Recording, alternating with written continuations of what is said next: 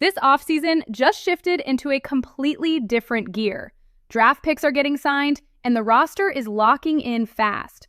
A veteran receiver with a real connection to this offense is being linked to Las Vegas in a way that is hard to ignore.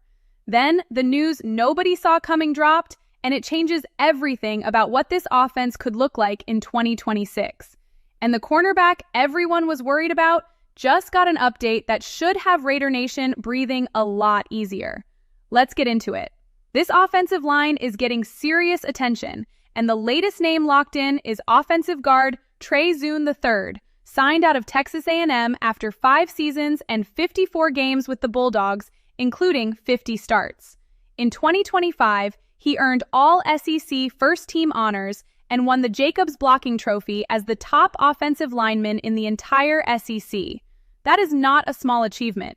That is the kind of resume that tells you this front office did not just grab a body to fill a roster spot. They grabbed a player with real credentials who earned everything he got at one of the most competitive conferences in college football. Zune played primarily at left tackle in college, but the Raiders are bringing him in as a guard, which is actually a positive projection. Players who play tackle in college and move inside to guard at the NFL level often have the athleticism and football IQ to thrive, because the position demands less reach and more raw power and leverage. Zune has both. For a team building an offense around Fernando Mendoza and a run game headlined by Ashton Jeanty, protecting the interior of that line matters enormously. Speaking of the run game, Jeanty went on his YouTube channel and said exactly what this fan base needed to hear about 4th-round pick Mike Washington Jr. He said their run styles will complement each other and that he's genuinely excited to build something special with Washington when he gets in the building. That's your franchise running back personally endorsing the guy they drafted to run alongside him. That's not a media obligation answer. That's a player who sees the vision. The Raiders also signed 7th-round defensive tackle Brandon Cleveland out of NC State, who finished his college career with 16 tackles for loss and 6 sacks. 7 of 10 draft picks are now under contract. Fernando Mendoza remains unsigned, but that negotiation for the #1 overall pick takes time, and nobody should be worried about that yet. This roster is coming together, and every signature tells you something about where this team is headed. The receiver room conversation is not going away, and the veteran name that keeps coming up as the best free agent fit for this offense is Stefon Diggs, who CBS Sports analyst Zachary Pereles said flat out would really help a Raiders wide receiver group that is lacking his skill set and his experience. Last season with the New England Patriots, Diggs put up an 87.5 overall PFF grade, 6th among 81 qualifying wide receivers. 85 catches, 1,013 yards, 4 touchdowns. That is a proven producer who can still play at a high level, and the connection to Kirk Cousins from their time together with the Minnesota Vikings makes this fit even more interesting. If Cousins starts week 1, he already knows exactly how Diggs operates. That kind of chemistry doesn't need time to develop. It picks up right where it left off. Now here's where it gets complicated. John Spytek went on Up and Adams and defended this receiver room without hesitation. He said he likes the group, that he believes in Trey Tucker, that he's excited about Jalen Nailor, and that the front office has real belief in Jack Beck and Dante Thornton Jr. taking steps forward in year 2. He even threw in Malik Benson from the 6th round. Look, I hear him. I understand what he's building. But here's the honest truth. Believing in your young receivers and adding a proven veteran are not mutually exclusive. You can love your room and still make it better. Diggs doesn't block anybody's development. He elevates it. Young receivers learn faster when they're lining up next to a player who has seen every coverage and beaten every corner in this league. The question is whether Spytek's confidence in his current group is genuine belief or a negotiating posture before making a move. Because if Aiyuk or Diggs ends up in silver and black this season, nobody is going to be complaining about the receiver room anymore. And that answer might be coming sooner than any of us think. So here's the tension. Spytek is standing behind this receiver room publicly and saying all the right things. But Diggs is sitting in free agency, and the fit with Cousins is real and hard to ignore. Raider Nation is split on this one. Do you trust Spytek to stand pat and let the young guys develop? Or does this offense need a proven veteran before week 1? Drop your answer in the comments right now. Hit that like button if you're locked in with the silver and black, because what just happened at wide receiver changes this entire conversation completely.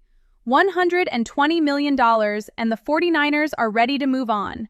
And the player at the center of that stunning situation is Brandon Aiyuk. And the destination that keeps coming up is Las Vegas. San Francisco signed him to that massive extension not long ago, and now they are actively shopping him in the trade market, while the Raiders are sitting right there with cap space, a rookie quarterback who desperately needs a true number one receiver, and a front office that has shown it is not afraid to make bold decisions. This is not a rumor. This is a situation that is trending toward a real outcome, and the fit is impossible to deny. Aiyuk at his best is one of the most explosive wide receivers in this league. Elite route running, yards after catch, the ability to win against any coverage on any down.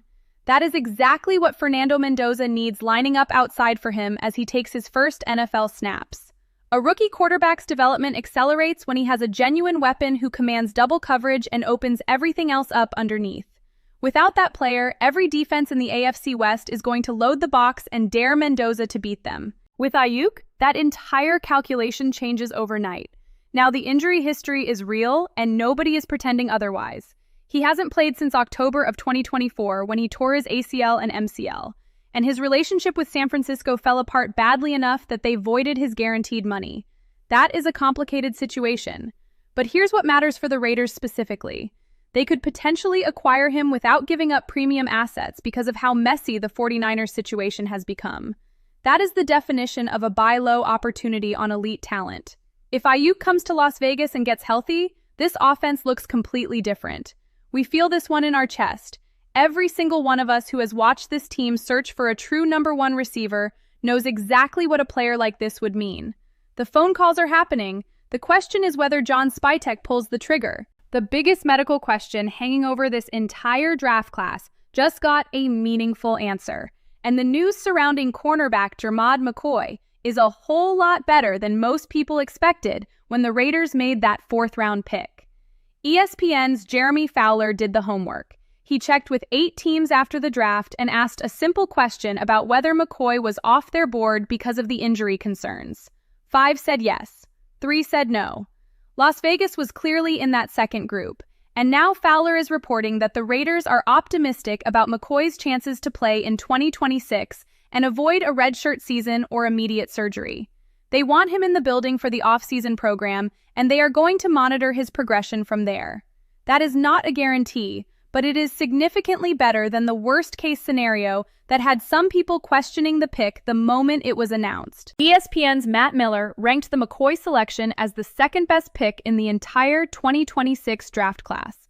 He had McCoy as his number 10 overall prospect before the injury concerns caused him to fall all the way to 101. Miller pointed out that McCoy was cleared to work out at Tennessee's Pro Day and ran a 4.38 in the 40. A 4.38. For a cornerback with first-round tape who was available in the 4th round, that is the kind of number that makes every team that passed on him look very uncomfortable right now. And then there is the bigger picture that Fowler revealed about this entire draft. A rival team executive said flat out that this felt like John Spytek's draft, and that is considered a very good thing. Last year, Pete Carroll's influence was heavy. This year, Spytek got to see his vision through without that weight. And the result is a draft class that analysts are calling one of the best value hauls in the entire league. Max Crosby was a 4th-round pick once, too.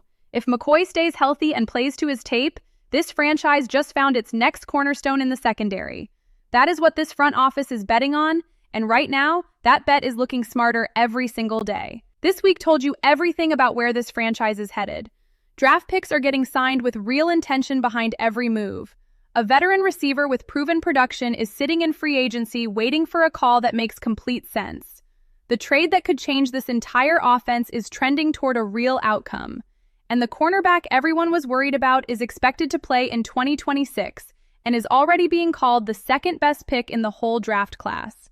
This rebuild has a direction, and the belief is real.